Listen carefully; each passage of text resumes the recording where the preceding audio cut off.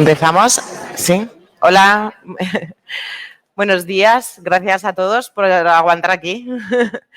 Creo que, bueno, tenemos ahora la sesión de la Glossen, que creo que va a ser muy interesante. Nos presentamos el doctor Carlos Saús, que es del Hospital Son Espases, y yo misma soy Cristina Castro, del Hospital Doctor Pese de Valencia. Y bueno, nos va a dar en primer lugar una conferencia el doctor Miguel Ángel Pérez Valdivia, que viene del Hospital Virgen del Rocío, que se dedica a la enfermedad glomerulares primarias, que es investigador principal en varios ensayos en esta área y que lleva una línea de investigación de estudio de células linfocitarias en enfermedad de cambios mínimos. Y bueno, nos va a hablar sobre las nuevas terapias nefroprotectoras en nefropatías no diabéticas.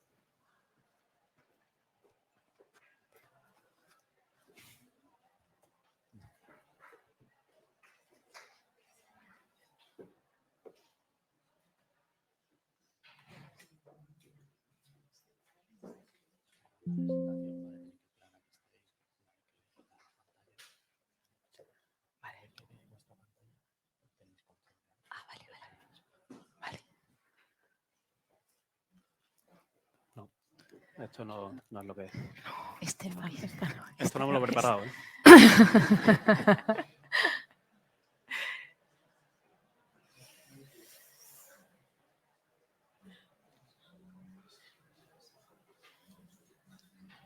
Bueno, ya sabemos.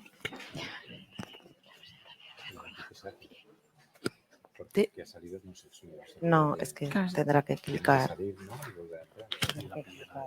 Claro, cerrar eso. Ahora la ayuda. No es. No. No es esto.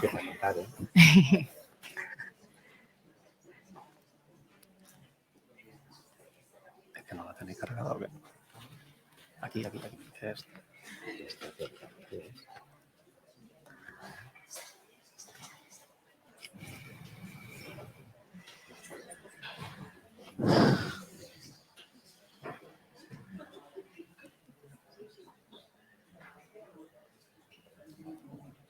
Vale.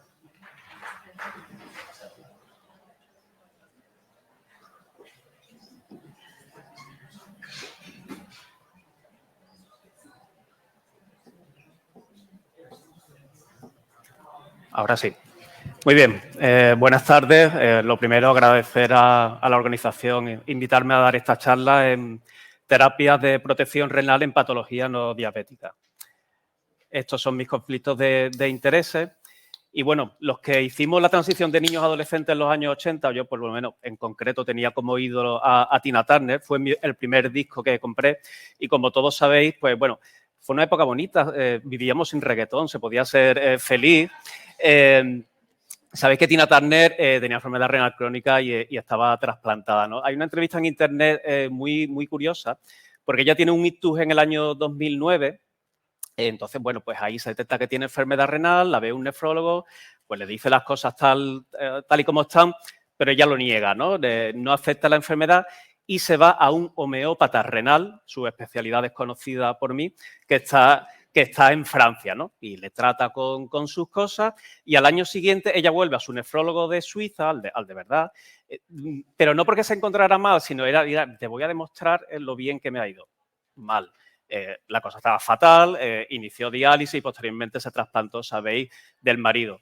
Ella lo que sí dice que, bueno, se queja de no haber hecho caso, de no haber buscado la información correcta, de no haberse escuchado cuando era joven, que era hipertensa, lo mismo tenía un cuadro glomerular desde muy joven, ¿no? Lo que no sabía Tina era y no va a poder disfrutar, por desgracia, y para nosotros, todo lo que está por venir, ¿no?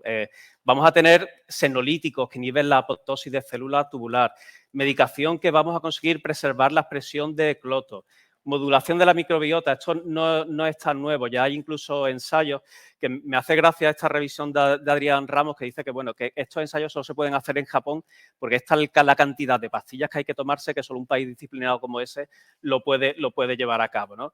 Riñones 3D, reposicionamiento, esto es algo muy de moda, muy interesante, de determinados fármacos, ¿no? Ahora se está trabajando en fenitoína, que se está viendo en modelos preclínicos que inhibe necroptosis de células tubulares. Acaba de salir un trabajo de clopidogrel en modelos de ratas con focalisis mentaria inducidas por adriamicina. Nanomedicinas que atraviesan barreras y liberan el fármaco en el sitio de acción, ¿no? O interferencia de RNA que podemos bloquear la translocación de determinadas proteínas. Pero empezando por algo que es relativamente antiguo, pero que es nefroprotección. Vamos a ver, en la consulta pues hablamos con los pacientes de la ingesta de sal, de perder peso, del ejercicio, pero ¿le preguntáis por el consumo de refrescos? Pero así de manera muy insistente, aquí unos sí, otros no. Bueno, hay que preguntar. Algunos dirán, no, yo es que bebo mucho isotónico, eso protege el riñón. Bueno, cuidado. Vamos a ver. Este es un trabajo muy curioso en el que a grupos de ratones, unos delgados y otros obesos, pues a unos sí y otros no, se le daba una bebida muy rica en fructosa, como una especie de Red Bull para ratones. Pues bien, los ratones obesos a los que se le daba la bebida muy rica en fructosa se morían antes y se morían antes porque tenían enfermedad renal. La fructosa, bueno, se metaboliza en el enterocito y según es el tipo de metabolismo que haya, eso va a determinar la predisposición que tenemos cada uno a las bebidas azucaradas o no. En condiciones normales necesitamos fructosa en el riñón porque en el túbulo proximal es sustrato para neoglucogénesis, pero cambia la vía metabólica en situaciones de exceso. Dietas altas en fructosa, pues a través de la célula tubular, pues puede inducir proteína quimiotáctica de monocitos y provocar fibrosis. O provoca disfunción endotelial porque expresa moléculas de adhesión y disminuye óxido nítrico. También provoca que tengamos los macrófagos malos, los macrófagos tipo 1 que están implicados en fibrosis. Incluso la fructosa incrementa el intercambiador sodio-hidrogenión, con lo cual hay una relación también con hipertensión.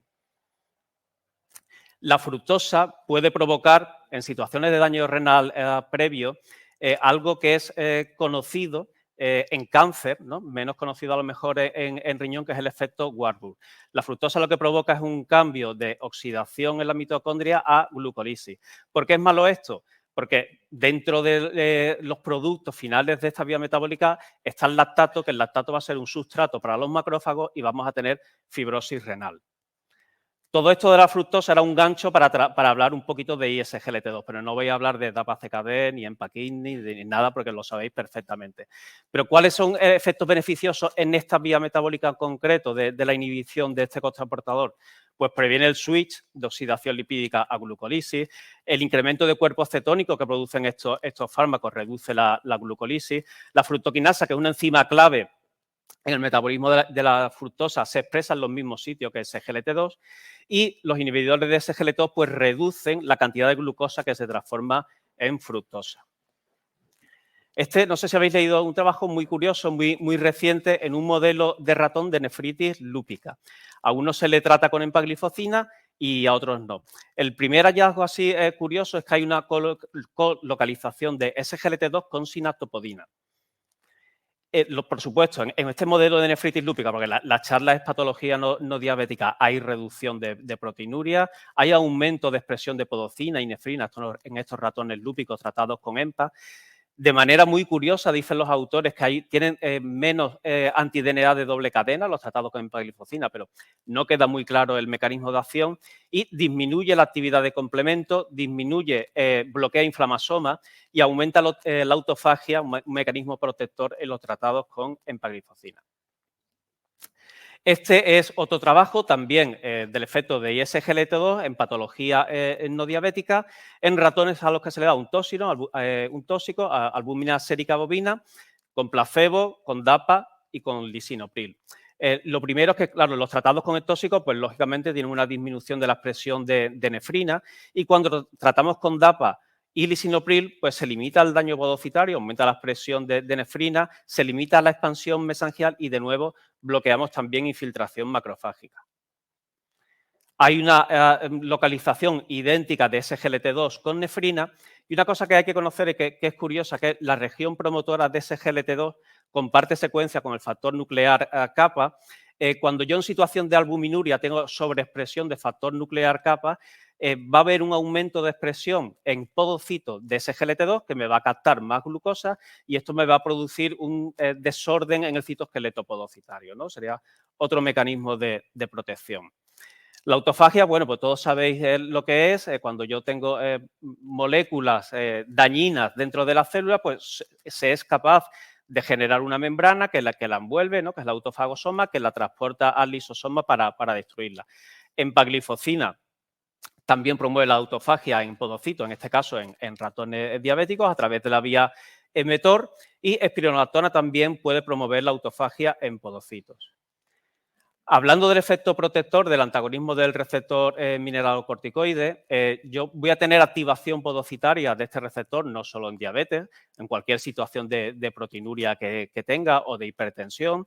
Los efectos del antagonismo son múltiples, ¿no? Hay un efecto puramente hemodinámico porque disminuye expresión de endotelina, voy a reducir inflamación a través de tener menos TGF-beta, menos proteína quimiotáctica de monocitos, como vimos antes con la fructosa, y digamos que sobreexpresan el fenotipo macrofágico bueno, el antiinflamatorio, que es el LM2.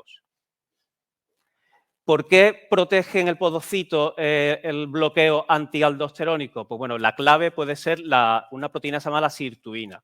La sirtuina protege el podocito porque inhibe inflamasoma e inhibe el factor nuclear kappa. Y la aldosterona provoca una disminución de esta sirtuina. En este trabajo lo que se hace es en unos ratones wild types y en otros knockout para sirtuina se le infunde aldosterona y hay mucho más daño podocitario en los knockout para sirtuina.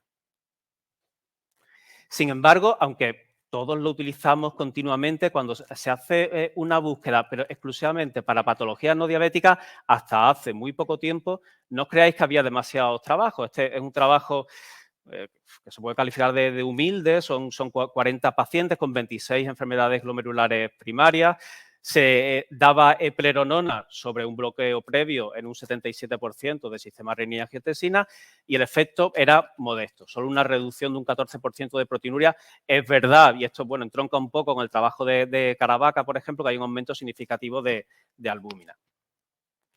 Este trabajo lo conocéis y se ha comentado previamente en la sesión de diabetes, el ROTATE-3. Aquí ya hay un porcentaje mayor de pacientes no diabéticos, un 30%, con un número, bueno, tampoco demasiado grande, 46 pacientes, cociente albúmina creatinina entre 100 y 3.500 y filtrado por encima de 30. Y se daba, pues, aleatoriamente durante 4 semanas y por periodos de lavado, DAPA, epleronona y la combinación de ambas. Lo que se vio es que esa combinación de los dos fármacos tiene una gran potencia en la reducción de proteinuria de hasta un 53%. Incluso estos pacientes que estaban con este doble tratamiento tenían una pérdida de peso significativa respecto a los que no tenían el doble tratamiento. Cualquiera de los grupos tratados con DAPA tenía un aumento de hematocrito, efecto que ya conocemos. En los ensayos Fidelio y Fígaro DKD, hechos en enfermedad renal diabética, tenemos un análisis conjunto en el que, bueno, el Fidelity lo que viene a decir es que solo un 6,7% de los pacientes de estos ensayos, que era con finerenona, tenían un bloqueo previo de ISGLT2. Entonces, no están diseñados para saber cuál es la combinación, el efecto de esta combinación. Esto se ha publicado muy recientemente. 20 pacientes con enfermedad renal crónica no diabética, se les randomiza a DAPA, finerenona o 4 semanas con la combinación. De nuevo, pues bueno, la combinación tiene una gran efectividad, un 36% de disminución de proteinuria, con un coste, pero bueno, es el periodo inicial y lo asumimos, de pérdida de filtrado glomerular. Se está en desarrollo exclusivamente en patología no diabética, que es el FIND-CKD-ND de no diabetes. Bueno, tendremos los resultados próximamente del efecto de finerenona, ¿no? Y en cuanto el otro fármaco un poco de moda, el bloqueo de la endotelina. La endotelina es el vasoconstrictor más potente que tenemos. Entonces, la protección renal, pues sí, vamos a tener un efecto hemodinámico, por supuesto, pero también podocitario. El podocito expresa receptores de endotelina A y también genera endotelina 1. Cuando tengo segrega mucha endotelina 1, pues de nuevo produce una disrupción del citoesqueleto podocitario y provoca albuminuria. Curiosamente, bueno, sabemos, ¿no?, que hay diálogos cruzados entre glicocalis, endotelio, podocito. cuando tengo conservado el factor de crecimiento vascular a través del óxido nítrico, disminuye la producción de endotelina. Sabéis de sobra que bevacizumab inhibe el factor de crecimiento vascular y provoca proteinuria. Uno de los mecanismos puede ser ese, ¿no? Y también tiene otro efecto interesante, que es la disminución de la proliferación mesangial. Bien, pues el estudio PROTECT, que acaba de salir los resultados finales de sparsentan en IgA, son 404 pacientes, 202 del grupo de sparsentan, que sabéis que es un bloqueo dual, receptor tipo A de endotelina y el receptor de angiotensina 2 tipo 1, comparado con ibersertán. En el análisis intermedio, pues se ve una reducción significativa de hasta un 49% de proteinuria, y en los otros endpoints, en la remisión parcial definida como proteinuria menor de 1 gramo, pues tenían una reducción de un 70%. En lo que es remisión completa, que era proteinuria por debajo de 300, un 21%. Recién, bueno, pues ha salido ya los resultados sobre la pendiente de caída de filtrado glomerular, y sparsentan es beneficioso en lo que le llaman el chronic slope, ¿no? En el que quita del análisis las 6 primeras semanas por el efecto hemodinámico inicial que tiene estos fármacos. Y ahí sí es significativo. En el total, pues por muy poco no ha salido significativo. También dice el trabajo, y es interesante, que en IgA los monocitos de los pacientes con nefropatía IgA tienen una sobreexpresión de endotelina 1. Y en otros endpoints, como era la reducción de un 40% de filtrado glomerular, muerte o entrada en diálisis, también son favorables al grupo de sparsentan. El estudio DUET, que probablemente muchos de vosotros habréis participado en focal y segmentaria, etiquetada como idiopática o genética, eran 96 pacientes seguidos durante 8 semanas, filtrados por encima de 30, proteinuria por encima de 1,5. ¿Reducción de proteinuria? Sí, y significativa, de hasta un 44%. La remisión parcial, definida como proteinuria por debajo de 1,5, con reducción de un 40% sobre la basal, pues también era favorable al grupo de sparsentan. Sin embargo, y también esto ha salido, se presentó creo que en la Kidney Week, ha salido en el New England hace muy poco, a pesar de que a 108 semanas se mantiene el efecto sobre la reducción de proteinuria, no así sobre el filtrado glomerular, ¿no? No hay diferencia significativa. Se ha comentado también en la charla previa, pero bueno, hay otro antagonista de endotelina, que es cibotentan. Estos son 525 pacientes. Hay un 14% de pacientes no diabéticos. La mayoría son diabéticos. Objetivos, pues bueno, sí, reducción de proteinuria, pues se combina dosis de cibotentan con DAPA en dosis crecientes de cibotentan. A la mayor dosis sí hay una gran reducción de proteinuria, pero a costa de un edema en un 18% de los pacientes, que es, bueno, es bastante significativo. Está el estudio Affinity, que en el 2026 tendremos también resultados con otro antagonista endotelina 1, que es atrasentan. Muy bien. Y yo voy a ir terminando ya prácticamente. Y además sale mi avión. Otro fármaco interesante es la inhibición del receptor de quimioquina CC tipo 2, ¿no? Que hay un ensayo clínico en vigor. ¿Por qué es interesante esto? Porque esto supone activación macrofágica y supone fibrosis, pero también en focal y segmentaria se han visto que los podocitos pueden expresar este receptor. Incluso con el factor soluble de uroquinasa, el SUPAR y el TNF-alfa, se ha visto en modelos que cuando se infunde, estos podocitos tienen mayor expresión de este receptor, ¿no? Incluso otro de los factores que se ha postulado como factor de permeabilidad en focal y segmentaria, el MCP1, también sobreexpresa este receptor, ¿no? El Repargermanium, que es el fármaco en estudio, lo que se postula, se cree que va a producir es una inhibición del reclutamiento de monocitos, con lo cual va a provocar una disminución de la inflamación.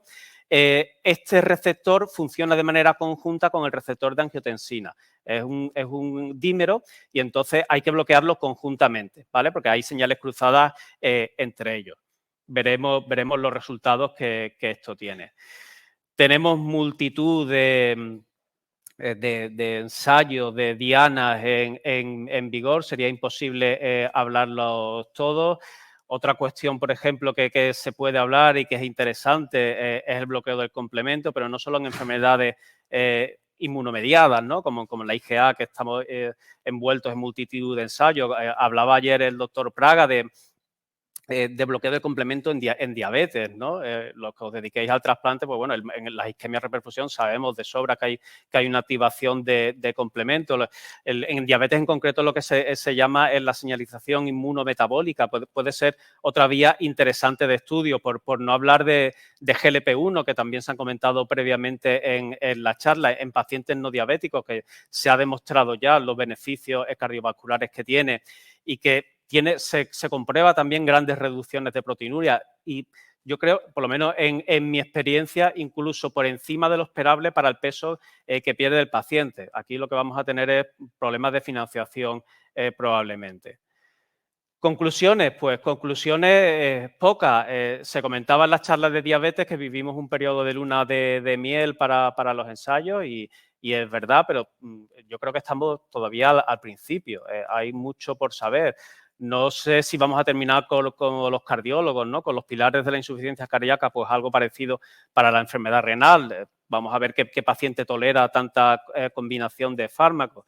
Pero creo también que no se nos puede olvidar lo básico, ¿eh? No se nos puede olvidar Tina Turner y lo que es gratis y a muchos pacientes les cuesta, eso también es nefroprotección. Pues esto es lo que yo os quería contar. Muchas gracias. Gracias.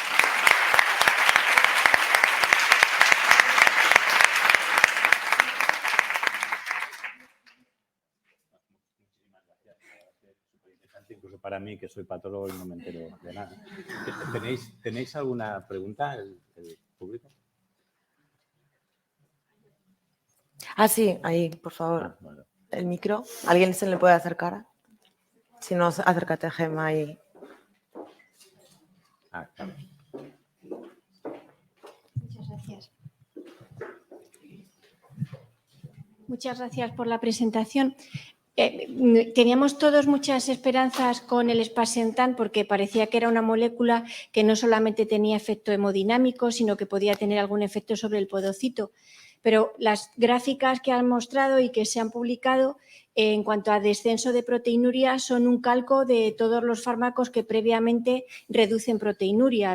Producen descenso de proteinuria en las 4 primeras semanas y posteriormente esa proteinuria se mantiene estable. Con lo cual los otros efectos pleotrópicos sobre el podocito, antifibróticos que se les había adjudicado a esa molécula, cuesta creerlos desde el punto de vista clínico porque no hay un descenso posterior de la proteinuria más allá del efecto hemodinámico en las primeras 4 semanas. No sé cuál es tu opinión. Pues no tengo una respuesta exacta para eso. No sé si a largo plazo, porque claro, el análisis termina en 100 semanas, podremos ver más cosas. Nos hace falta medir muchas más cosas todavía. Por ejemplo, en IgA se ha visto, y en concreto en este ensayo lo comenta, el tema de los monocitos. No sé si la reducción de proteinuria será mayor en los pacientes que logremos demostrar que hay mayor activación de endotelina. Los criterios de inclusión de ensayos son los que son. Incluso para el complemento pues se critica mucho, ¿no? Porque siempre es filtrado por encima de 30, proteinuria mayor de 1 gramo, pero bueno, en IgA tenemos esos pacientes con activación de complemento, tenemos estos pacientes, digamos, con sobreactivación de endotelina.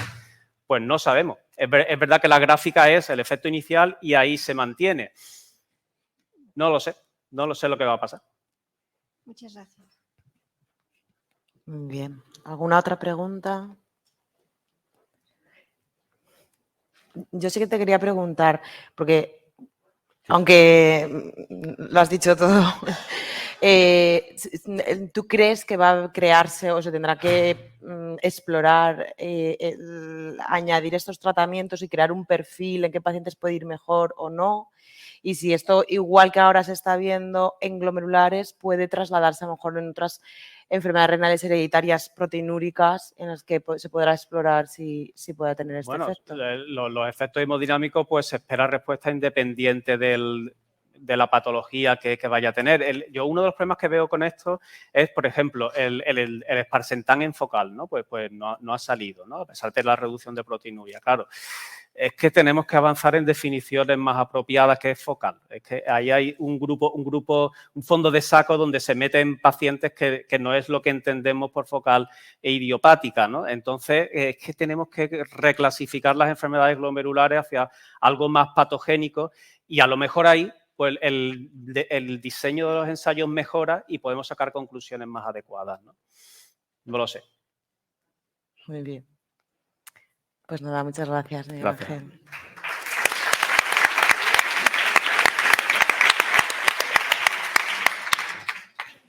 Pues ahora, si os parece, vemos los dos casos que se votaron en la Glossen como más gente los votó, pues los vamos a ver aquí, como hacéis cada año. El primero es esclerosis sistémica y poliangitis microscópica en un paciente en contexto de síndrome Asia, que lo presenta Claudia Carrera. Buenas tardes. Gracias al comité organizador por haberme escogido para exponer. Este es un caso que vi durante mi residencia. No tengo ningún conflicto de interés.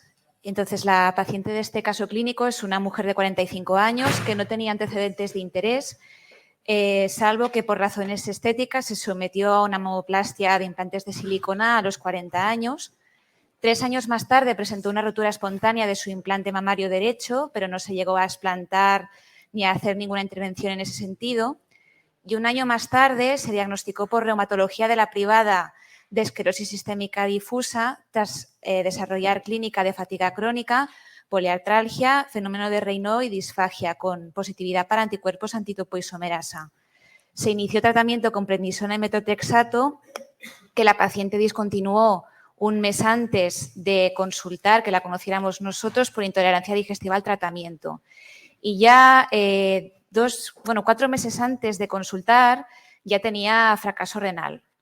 Entonces, la paciente consulta a urgencias por sintomatología de malestar general, edema de miembros inferiores y oliguria. O sea, la exploración física tenía una emergencia hipertensiva con emergencia hipertensiva con fondo de ojo dorado 3 en la clasificación de Kidd, fiebre, crepitantes pulmonares bilaterales, se certifica, evidentemente tenía oliguria y no tenía lesiones cutáneas.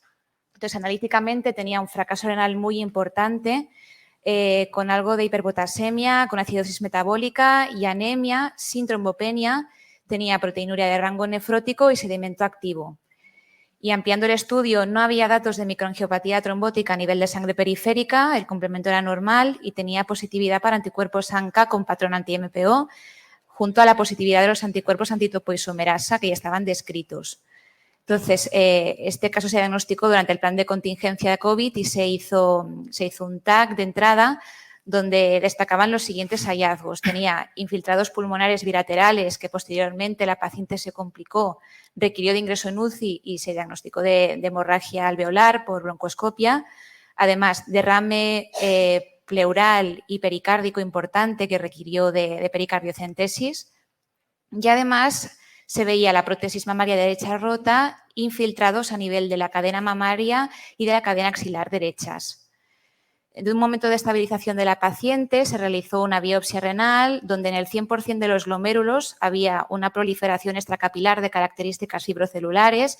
En las zonas más eosinófilas a nivel glomerular había trombos a nivel de los capilares glomerulares y además un importante infiltrado inflamatorio intersticial, así como atrofia tubular. Y a nivel vascular también había un engrosamiento a nivel de los vasos medios y había depósito de material mucoso. Había datos de microangiopatía trombótica a nivel de la vascularización renal. Respecto a la inmunohistoquímica, había positividad para C3D y C4D en depósitos granulares a nivel de la membrana basal capilar y el CD44 era una imagen en negativo de la proliferación extracapilar de características fibrocelulares. La inmunofluorescencia fue positiva para C3 y para fibrinógeno en los trombos glomerulares capilares y las arteriolas. Entonces, tenemos una paciente con esclerosis sistémica difusa que se ha complicado con una crisis renal esclerodérmica con datos de microangiopatía trombótica a nivel renal, además una glomerulonefritis rápidamente progresiva, ANCA positiva con patrón anti-MPO, con síndrome renopulmonar, serositis pleuropericárdica y entre todo esto también existen nódulos en la cadena mamaria y zona axilar derecha. Entonces, respecto al tratamiento, dada la crisis renal esclerodérmica, se empezó tratamiento antihipertensivo con un doble bloqueo del sistema renina-angiotensina y la paciente requirió de hemodiálisis aguda urgente y además pericardiocentesis emergente por el compromiso hemodinámico del derrame pericárdico. Se diagnosticó de la hemorragia alveolar y además empezaron pulsos de metilprednisolona, recambios plasmáticos. Inicialmente se empezó tratamiento con rituximab, pero ante la persistencia del derrame pleuropericárdico también se añadieron bolos de ciclofosfamida al tratamiento. Tras los bolos de metilprednisolona se hizo un tapering rápido de corticoides para evitar la progresión de la crisis renal esclerodérmica. Pero el derrame pleuropericárdico seguía persistiendo a pesar de todo ese tratamiento que le estábamos dando a la paciente. Entonces, dado el contexto clínico, se pensó en un síndrome Asia. Entonces, con esto y los hallazgos de la afectación ganglionar axilar, se realizó una biopsia de los nódulos mamarios donde se certificó que había una reacción gigantocelular a cuerpo extraño, donde había macrófagos con inclusiones translúcidas que correspondían a inclusiones de silicona en su interior. Con esto se convenció a los cirujanos torácicos para que realizasen un explante de los implantes de silicona y con ello los anticuerpos ANCA-anti-MPO se negativizaron finalmente y hubo una resolución del derrame pleural y pericárdico. Sin embargo, desde el punto de vista renal ya era demasiado tarde y la paciente se quedó en programa de hemodiálisis crónica. La terapia de mantenimiento se hizo con ácido micofenólico porque justo en la estabilización posterior quedó un patrón intersticial bilateral. Esta es una imagen de TAC ya habiendo pasado unas semanas de la estabilización donde hay una mejoría clara del infiltrado pulmonar. Entonces, el síndrome autoinmune o inflamatorio inducido por adyuvantes fue inicialmente descrito en 2011 y es una entidad clínica que se desarrolla tras exposición a sustancias con actividad adyuvante. Esta entidad clínica puede ir desde sintomatología inespecífica a enfermedades autoinmunes establecidas como pueden ser la esclerosis sistémica, el lupus o sarcoidosis o vasculitis. Entonces, los adyuvantes, bueno, son sustancias conocidas por todos nosotros que potencian la respuesta inmune antígeno específica. Hay muchos materiales que tienen actividad adyuvante que se usan en medicina y su uso va tanto desde material de vacunas, material de prótesis y también material usado para la medicina estética. Entonces, los criterios diagnósticos que se establecieron cuando se describió el síndrome Asia abarcan criterios mayores y criterios menores. Los criterios mayores pasan principalmente por una exposición a un estímulo, la presentación de la siguiente sintomatología, que puede ser debilidad, artralgias o fatiga crónica, sobre todo, y que la retirada del adyuvante puede llevar a la curación de los síntomas. El diagnóstico de síndrome Asia se estableció cumpliendo 2 criterios mayores o un criterio mayor y 2 criterios menores. Entonces, ha habido, respecto a la asociación de si el hecho de portar prótesis mamarias de silicona se puede desarrollar con el desarrollo de patología autoinmune, en la literatura ha habido bastante, desde que se describió este síndrome, ha habido bastante discusión. Ha habido casos, en artículos que van a favor de ello y otros que van en contra. Pero me gustaría destacar 3 estudios. El primero es un metaanálisis con 32 estudios donde sí que se vio una asociación significativa entre el hecho de portar implantes mamarios de silicona y el desarrollo de artritis reumatoide y síndrome de Sjögren. Otro de Estados Unidos, donde se compararon 24.000 pacientes, donde también se vio que el riesgo era significativo de desarrollar síndrome de Sjögren, esclerosis sistémica y sarcoidosis, y además en un estudio postdoc de la FDA, donde se realizó un seguimiento de prácticamente 100.000 pacientes, donde se vieron mayores tasas de síndrome de Sjögren, esclerosis sistémica y artritis reumatoide. Entonces, ¿por qué quizá en algunos estudios no se ha visto esta asociación? Igual por la pequeña incidencia estandarizada que tenían estos o por el tamaño muestral insuficiente. Y además, el hecho de portar implantes mamarios de silicona no implica necesariamente una exposición sistémica a ella, pero también en un estudio se vio que en un seguimiento de 10 años de vida media de estos implantes había un 77% de prevalencia de rotura oculta. Entonces, como conclusiones, el desarrollo de enfermedades autoinmunes tras el uso de adyuvantes debería incluir el síndrome Asia en su diagnóstico diferencial. La retirada del adyuvante puede llevar a la cura sintomatológica, pero no siempre cuando las manifestaciones ya son muy severas o ya lleva tiempo desarrollándose, y que existe una asociación controversial entre los implantes de silicona y el desarrollo de autoinmunidad. Esto puede ser debido a la pequeña incidencia estandarizada de los estudios y la ausencia de una confirmación de la exposición sistémica de silicona. Y futuros estudios, no se han hecho estudios prospectivos analizando esta asociación, pero quizá futuros estudios podrían centrarse en demostrar una exposición sistémica previa a la silicona. Muchas gracias.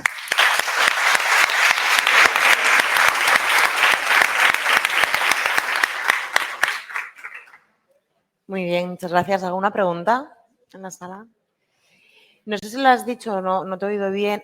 ¿Planteasteis retirarle el micofenolato de mantenimiento? Sí, al final sí que se retiró. Vale. Al cabo de unos meses, ya ha pasado el medio año. Vale. Sí. Y o sea, con estos casos la prevalencia parece baja, ¿no? Por los estudios que hay, pero ¿hay algún tipo de alerta que se le da a las mujeres que llevan las prótesis de silicona para, digamos, de alerta para poder consultar si aparece algún, porque son muy inespecíficas, ¿no? Sí. La clínica para el diagnóstico es más la asociación causal que otra cosa. Es que precisamente por esto también hay un estudio reciente que va un poco en contra. A ver, hay que tenerlo como en el diagnóstico diferencial cuando se desarrolla esta sintomatología, pero los estudios que van en contra también lo que describen es que la patología, los síntomas que se desarrollan son muy inespecíficos y tampoco hay, la comunidad científica, sobre todo en Estados Unidos, todavía no considera que sea como suficientemente establecido este riesgo como para alertar de entrada a las pacientes que van a someterse a esto. Entonces, la verdad es que no he intentado revisar y no existe no se certifica concretamente que se deba dar una alerta. Warning, no. Sí. Pero se tiene que tener, yo supongo que cuando se da este caso, cuando se dan estos casos, sí que se tiene que pensar en el diagnóstico diferencial. Pero también va asociado hay gente que a lo mejor se ha descrito con una mayor susceptibilidad genética, factores ambientales, o gente que ya tiene patología autoinmune de base que tenga más susceptibilidad a desarrollar este síndrome. Se tiene que pensar, creo yo, en el diagnóstico diferencial una vez desarrollado, pero creo que no hay suficiente evidencia para advertir a las pacientes de entrada todavía. Lo tendremos en cuenta, que yo no lo conocía.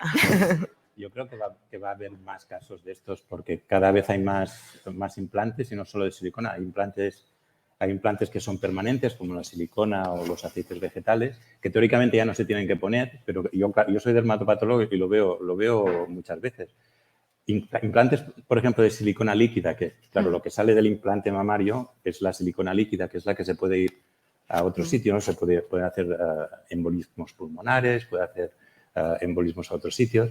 Y sobre todo, el problema es que si es líquida, y muchas veces eso lo vemos en implantes glúteos, hechos en otros países. Aquí está completamente prohibido, pero vemos casos de lesiones esclerodermiformes en pierna que se han ido por migración. Una vez la silicona líquida se ha ido de su sitio, o la silicona líquida o el aceite vegetal, pues eso ya no tiene cura.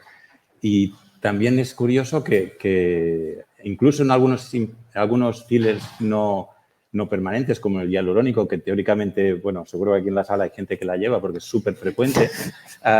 Seguro, porque pues incluso en este contexto pues se están viendo también reacciones granulomatosas al hialurónico, que teóricamente es súper seguro, pero hace poquísimo he visto un caso de una reacción granulomatosa en una enferma que tenía diagnosticada una enfermedad de Crohn y después de una vacuna del COVID se le inflamaron los implantes que llevaba desde hacía 6 meses. Es decir, que eso es algo que lo vamos a ver y cada vez más. Sí, sí. Bueno, súper chulo.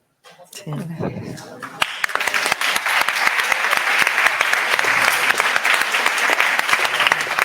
¿Quieres presentarlo tú? Bueno, seguimos con el siguiente caso. La doctora Paloma Livianos nos va a presentar el caso de glomerulonefritis de novo por aloanticuerpos, antimembrana basal de isotipo IgA en un enfermo con enfermedad de Alport trasplantado, con presencia de MAT y semilunas.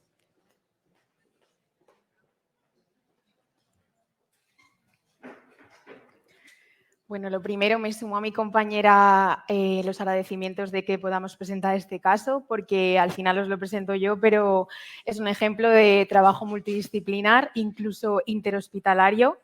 Ahora veréis por qué. Y un ejemplo de cómo podemos comentar las cosas y sacar conclusiones, diagnósticos y tratamientos. Bueno, no tengo ningún conflicto de interés con respecto a este caso. Y el caso es un paciente varón de 48 años que como antecedentes a destacar pues un antecedente de hipoacusia perceptiva bilateral y como antecedentes familiares un padre con una enfermedad poliquística que estaba trasplantado. Este paciente empieza tratamiento de soporte renal mediante hemodiálisis en diciembre de 2003 por una enfermedad renal crónica no filiada, aunque había una alta sospecha de síndrome de Alport. Entonces llega el primer trasplante de donante cadáver en septiembre de 2004. La creatinina nadial alta fue de 1,9 y el paciente mantuvo una buena evolución con proteinurías en torno a 0,5-0,6. Pero en febrero de 2014 se objetiva un deterioro de función renal con un aumento de proteinuria y a nivel serológico se detectan DSAs con unos títulos de MFI altos, mayores de 3.000, frente a ADQ7 y ADQ8. Se realiza una biopsia renal tras la cual se instaura un tratamiento que no es efectivo y el paciente vuelve a técnica, esta vez a diálisis peritoneal en enero de 2017. Llega el segundo trasplante en junio de 2019. El donante era un varón de 66 años, la modalidad de la donación muerte encefálica y la evolución posterior está marcada por una función retardada del injerto. El paciente precisa varias sesiones de hemodiálisis y se realiza una biopsia renal, en la que no se detecta ninguna alteración a nivel de los glomérulos y tampoco ningún cambio que sugiera rechazo humoral o celular, pero sí que llama la atención una positividad en la inmunofluorescencia directa, una IgA en mesangio.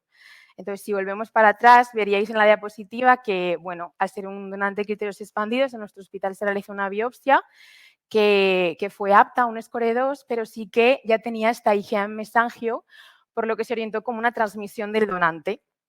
Entonces, aquí os traemos un artículo que es una corte de Estados Unidos, ya que no hay mucho publicado sobre ello, que sí que parecía que al principio podía haber un riesgo mayor de rechazo, pero que el seguimiento a la larga a los 5 años se vio que no había diferencias significativas entre el hecho de que esta IgA se transmitiera a los pacientes que no lo tuvieran. Entonces, el paciente posteriormente pues sigue como una evolución, con las mismas creatininas que tuvo en el primer trasplante, pero en febrero de 2020 hay un nuevo deterioro de función renal con una proteinuria en rango nefrótico. A nivel serológico no se detectaron DSAs y tras iniciar una terapia empírica con bolos de corticoides se hace una biopsia renal, que esta es la biopsia renal Princess, que le llegó a Carles a la anatomía patológica. Es una biopsia buena, se obtuvieron 3 cilindros con una media de 41 glomérulos. Y por compartimentos, pues a nivel intersticial lo que se ve mayoritariamente era una presencia de capilaritis peritubular, que se le dio un grado 2 y una positividad leve de C4D1.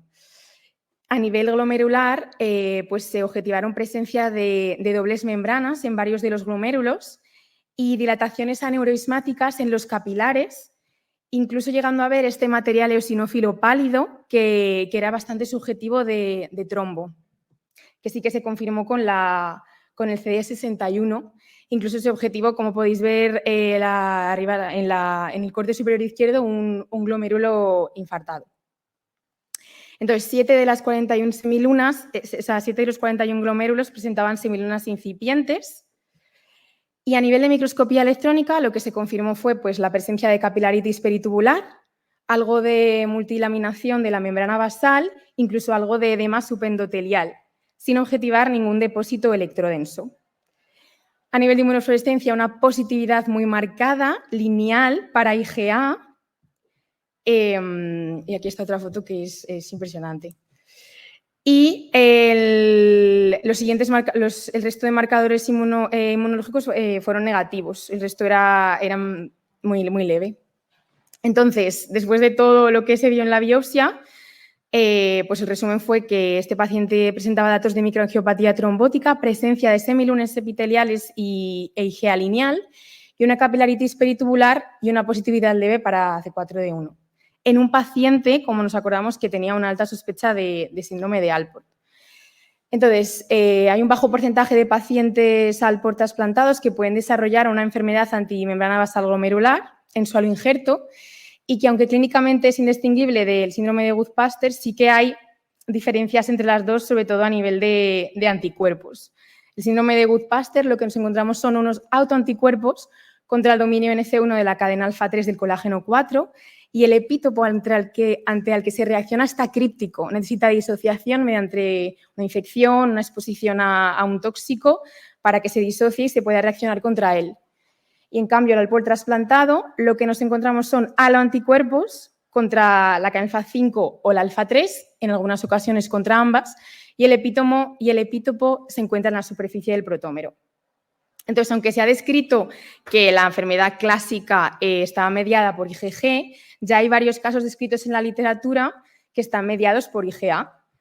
Por lo que pensamos, ¿puede pasarle esto a nuestro paciente? Entonces, lo que se hizo fue mandar al servicio de inmunología del Hospital de Badajoz el suero del paciente, porque primero habría que confirmar que los anticuerpos que había eran de isotipo IgA, que se confirmaron en la inmunofluorescencia mediante riñón de primate.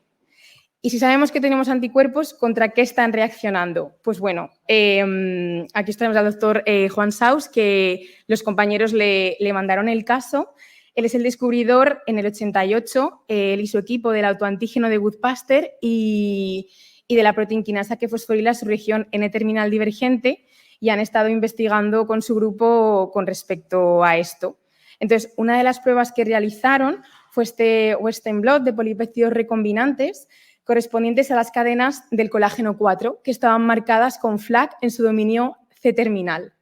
Entonces, no estamos muy acostumbrados todos a ver Western blot, pero lo que llamaba la atención era el marcaje con anti-IgA que mostraba una positividad, veis aquí y aquí, muy específica frente tanto a la cadena alfa-3 como alfa-5 del colágeno 4 en el suero del paciente. Entonces, con todo lo que hemos visto y con todas las pruebas que se han hecho, ¿qué es lo que tenemos? Bueno, pues el paciente presentaba esto, datos de microangiopatía semilunas y una positividad lineal confirmada por las analíticas que se habían llevado a cabo a nivel serológico para IgA, que reaccionaba contra las cadenas alfa-3 y alfa-5 del colágeno 4. El paciente seguía sin presentar DSAs a nivel serológico y tampoco antimembrana basal glomerular IgG. Entonces, esto no se lo había contado previamente, pero al paciente no se le había realizado un estudio genético previo y sí que tras todos estos episodios se le realizó y lo que se objetivó fue un cambio nucleotídico en homocigosis para el gen COLA4. Entonces, el diagnóstico que se dio, es de enfermedad antimembrana basal glomerular por aloanticuerpos de isotipo IgA en un paciente Alport trasplantado, con una microangiopatía concomitante.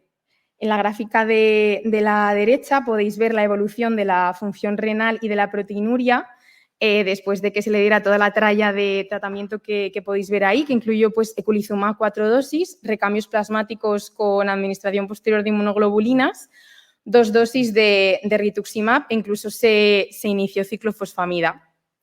Que ninguno de estos tratamientos pues, llegó a ser efectivo y el paciente pues, actualmente se encuentra con creatininas en torno a 3,8, 4 y con proteinurias que rozan el gramo. En la última biopsia que se le hizo en noviembre de 2022, la inmunofluorescencia era negativa para IgA.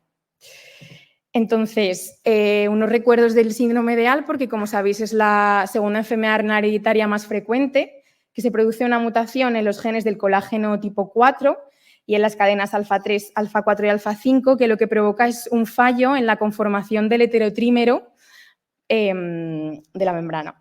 Entonces, la presentación clínica es muy variable, desde pacientes asintomáticos hasta pacientes que evolucionan a enfermedad renal crónica terminal, y que con respecto a los pacientes trasplantados, lo que tenemos que tener en cuenta es que esta enfermedad puede ocurrir durante el primer año post-trasplante, que hay riesgo de pérdida del injerto y que la recidiva es frecuente. Y como conclusiones, pues lo que hemos estado repitiendo, sobre todo que es crucial tener filiada la enfermedad renal primaria en todos los pacientes, los vemos en todos los estudios y cada vez se hacen más para intentar filiar los pacientes que no tenemos diagnosticados jóvenes en diálisis. Y sobre todo que cuando el anticuerpo no es IgG, como ocurría en nuestro caso, llegar al diagnóstico se hace mucho más complicado. Y muchas gracias.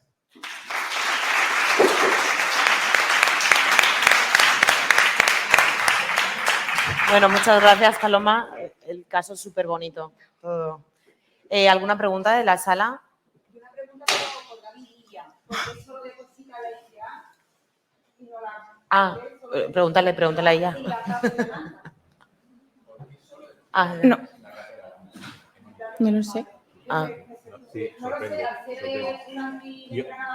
Yo la verdad es que cuando lo vi, como no me cuadraba con nada que estuviese descrito, pensé que era un artefacto. Porque es que no está... era muy raro esto en un trasplante, ¿no? Luego la otra cosa importante es que en inmunología normalmente la antimembrana basal no mira en el IgA, porque el kit es IgG. Entonces, es posible que haya más casos de estos y que nos los estemos cambiando. Sí, pero digo IgA en trasplante. No, claro, sí. O sea, o no en contexto de Alport trasplantado. Y otra pregunta muy... Ay, ahora sí que Dale.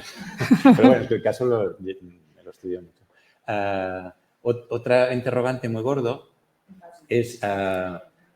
pocos Alport trasplantados hacen un antimembrana basal. Y eso porque... Y yo no sé si a lo mejor el que hubiese tenido el riñón del donante una IgA mesangial pudiera haber hecho pues, algún daño en la membrana basal que hiciese que estos antígenos estuviesen un poco más al alcance, ¿no?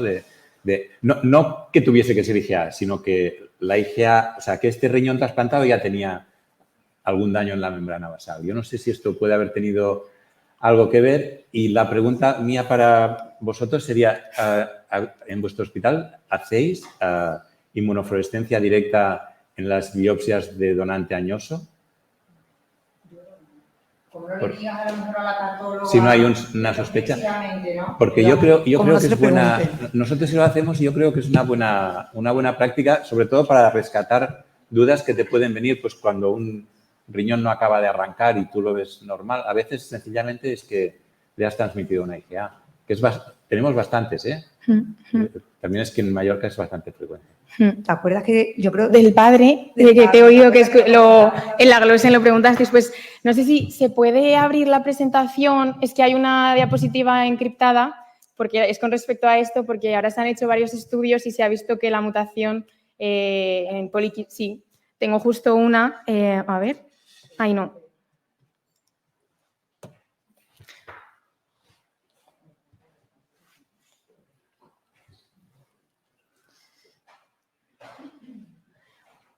O sea, como si fuera un PowerPoint que tú puedes ver las diapos, ¿no se puede eso? Vale, pues tenía una encriptada justo para que se viera porque se ha visto un 40% de porcentaje de pacientes con poliquistos y sobre todo la mutación, la PKD1, que pueden desarrollar... Sí. No me he enterado de esto, perdón. ¿Qué estáis hablando del PKD1? No, que... El padre sí, claro, no, una pregunta, que porque el padre, si se había investigado esa variante y el padre realmente era una poliquistosis, ¿no? ¿O claro, un Alport? Es que la pregunta la hicieron cuando presentamos el caso en Madrid, sí. Y es que han salido ahora trabajos de que una mutaciones en los genes de la poliquistosis autosómica dominante puedan estar relacionados con desarrollar síndrome de Alport. Entonces, por eso, o sea, claro. Sí, no, pero no, una cosa es la mutación PKD1 y otra cosa es... Claro, que al padre no se le hizo, o sea, que al padre no se le pudo hacer estudio genético. No se ha hecho estudio genético. Claro, por eso, para saber si... No me he enterado. Y una pregunta que yo también me surge, porque aquí demostrasteis que había un anticuerpo, o sea, que había un anticuerpo contra la cadena alfa 5 y alfa 3, pero realmente la variante patogénica estaba en alfa 4. Sí. Entonces, ¿cuál es la explicación? ¿O cuál crees que es la explicación? Sí, cuando... Pues no, realmente no lo sabemos, pero no pareces, al no ser anticuerpos directamente específicos contra un epítopo concreto, sino que es en la superficie del dominio terminal, pues realmente la paja mental que nos hemos hecho es que realmente estas cadenas están distorsionadas por alguna manera y eso puede haber hecho que haya estos anticuerpos no específicamente contra la alteración genética, ¿no? Y puede ser por esto mismo que donde más se ha descrito es en Alpor ligado a X, ¿no? Que se afecta al alfa 5 y es el que específicamente se liga a este. Puede ser que estemos infradiagnosticando otros que a lo mejor no tienen tanta afectación en todas las demás cadenas y que a lo mejor seamos específicos. ¿Hay alguna manera de investigar esto, de diagnosticarlo, de hacer nosotros si hay una sospecha que tenemos un paciente diagnosticado con Alpor y que no encontramos otra causa? Trasplantado, vamos. Yo creo que sabiendo luego este blot, que era el que daba la respuesta contra la cadena, que habría que realizar esta prueba, pero que no está en todos los hospitales disponible para hacerlo, quiero decir. Bueno, y luego hay otra cosa, bueno, yo no sé si, o sea, a veces cuando ves bueno, hay otra cosa, no en todos los hospitales se hace también inmunofluorescencia de los riñones trasplantados. Muchas veces los trasplantados solo van a parafina. Yo creo que hay que hacerla siempre.